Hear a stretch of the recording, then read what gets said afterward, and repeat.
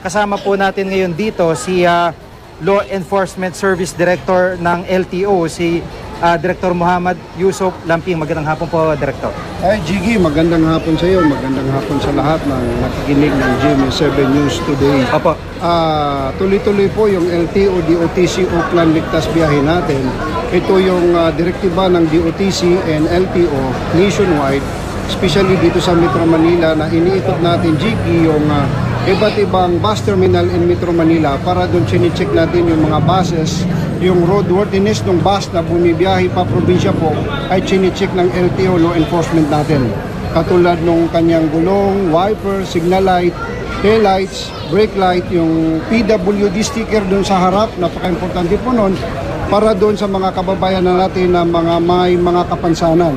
And of course, yung driver license ng driver and the CPC, yung permit ng bus pabiyahing pa probinsya po, itong Oakland Ligtas Biyahe Christmas 2014 natin ay marami na po tayong na-inspeksyon ng mga bus, Jiggy, dito sa Araneta Bus Terminal at saka sa iba't ibang bus terminal in Metro Manila sa Oakland Ligtas Biyahe natin. Opo. Sa inyo pong assessment, kumpara po ng mga nakalipas na panahon o nakalipas na inspeksyon ninyo, kumusta ang compliance ng mga operator at mga driver, di po, pati po mga konduktor sa pagdating sa issue po ng kaligtasan?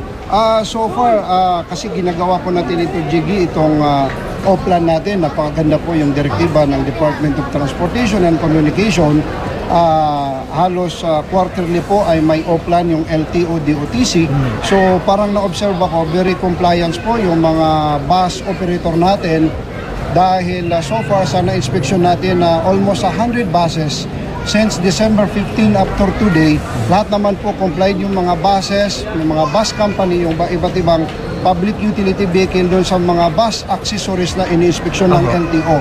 So I would like to commend the bus operators, the drivers and the conductor dahil itong Oakland Ligtas Biyahe Christmas 2014 natin ay sana wala pong mangyaring aksidente, na kami naman sa LTO Law Enforcement ay sisikapin natin na ma-check natin lahat ng mga buses na bumibiyahe pa probinsya po.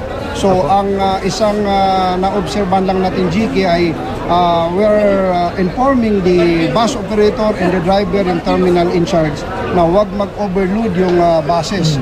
Dahil po dagsaan na ngayon ng pasahero, hindi lang dito sa may Araneta Bus Terminal, kundi sa iba't ibang bus terminal na iniikot natin.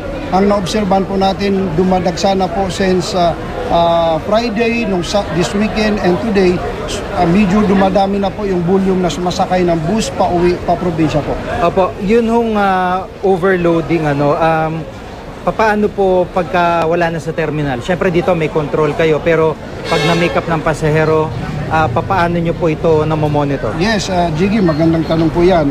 Last Saturday, may dalawang bus na sinita natin, pabiyahing Iloilo and Bicol, because ang capacity nun is 40, yung isa 45, and then nung inakyat ko yung bus, overloading, sumobra, so hindi natin pinayagan yung terminal in charge, yung driver, na hindi ito papayagan ng LTO Law Enforcement dahil sobra po yung sakay ng pasahero. Dapat po ang isakay lang ay yung seating kapasidad ng bus para hindi mag-overload, hindi dagdag bigat.